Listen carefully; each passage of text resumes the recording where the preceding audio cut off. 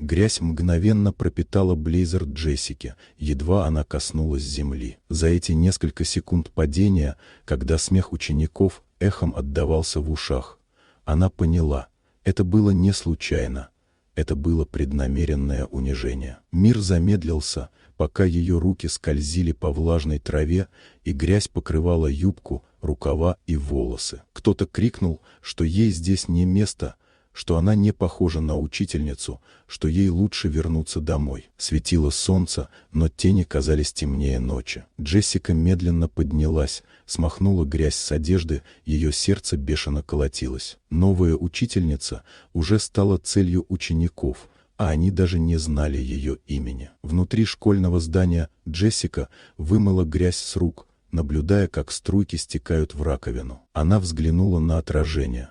Смуглая кожа, сосредоточенный взгляд, туго заплетенные волосы и шрам на ключице – символ прошлого опыта. В течение 8 лет она тренировалась в тишине, потом 10 преподавала в бедных районах, где столы вытирала сама и обедала одна. Она надеялась, что эта работа в средней школе Гринвуда станет началом нового этапа. На первом уроке ученики переглядывались, шептались, смеялись. В первом ряду сидела тихая Лили, углубленная в блокнот.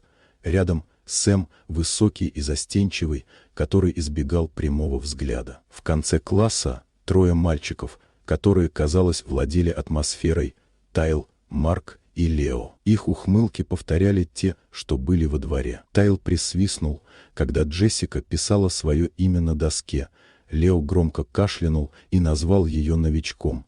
Марк пробормотал что-то про учителей, которые выглядят как охранники. Вместо того, чтобы терять самообладание, Джессика глубоко вздохнула и начала урок. Она продолжала спокойно объяснять материал, делая вид, что не слышит насмешки и игнорирует взгляды, словно иглы. Постепенно кое-что изменилось.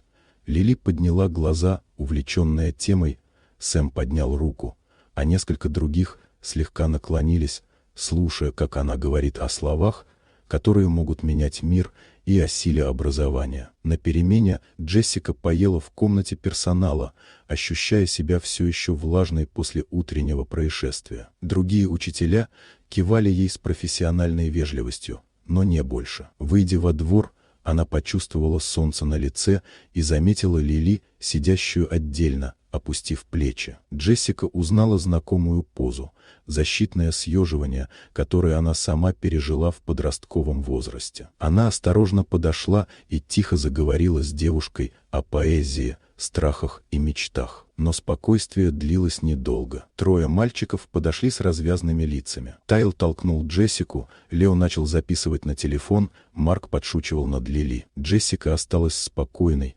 стараясь показать им, что уважение сильнее ярости.